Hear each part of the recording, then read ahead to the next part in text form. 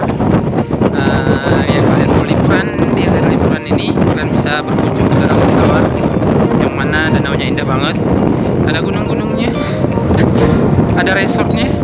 Kalau yang mau stay di sini juga boleh, besok boleh reservasi langsung atau gimana. Ini lokasi wisata Kabupaten Aceh Tengah. Ayo ke Gayo, ayo berwisata, cintai alam, jangan lupa jaga kebersihan, cintai lingkungan, cintai alam, karena kita dekat dengan alam maka jagalah alam.